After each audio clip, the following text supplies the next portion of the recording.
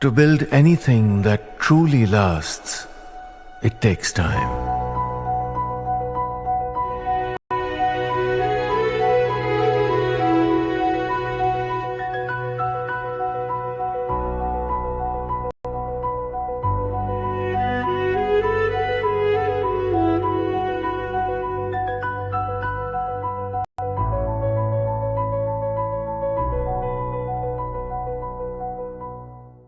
A matter of foreign policy, India has delivered a strong and unambiguous snub to China on a matter that touches both faith as well as geopolitics.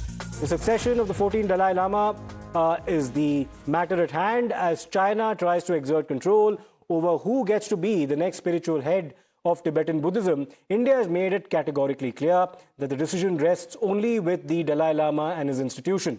This straightforward statement, which has been made by the Union Minister, Mr. Kiren Rijiju, pushes back against Beijing's interference and meddling and reaffirms India's stand on religious plurality, freedom, as well as Tibetan autonomy. Listen to what Mr. Rijiju had said while making India's position on the institution of Dalai Lama very clear.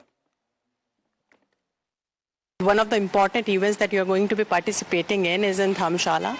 Dalai Lama, is going to complete his 90 years. It's a birthday celebration. You will be going there as a representative of Government of India. But China also says that incarnation has to be approved by Beijing. How do you react to that? I am going to attend the 90th birth anniversary of His Holiness the Dalai Lama. But I'm not going to say anything on behalf of the government on the reincarnation issue.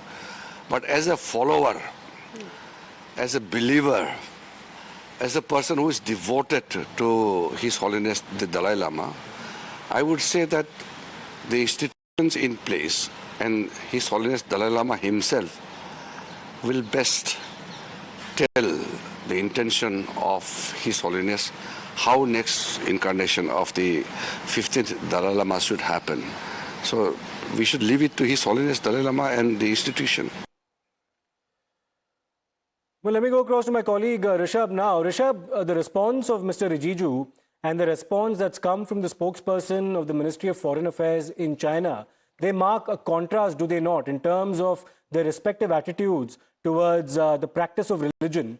In India, there is no interference whatsoever. The Dalai Lama institution will continue, and it's entirely up to the 14th Dalai Lama to decide whether or not there ought to be a succession and the manner in which that takes place. In China, however, by contrast, which is an authoritarian country, there they want their stamp of approval on what the succession ought to be. Take us through these differences. Well, Siddharth, if we talk about the geopolitics of the region, China, since the whole communist revolution that took place and Mao Zedong took over as the head of the state, has been saying that it's one China policy. Tibet belongs to China. Whatever happens in Tibet will be, should be approved by Beijing, and this is what they have been saying. They have also named Panjang Lama of their own, which the Tibetan government in Israel or the Dalai Lama's office do not recognize.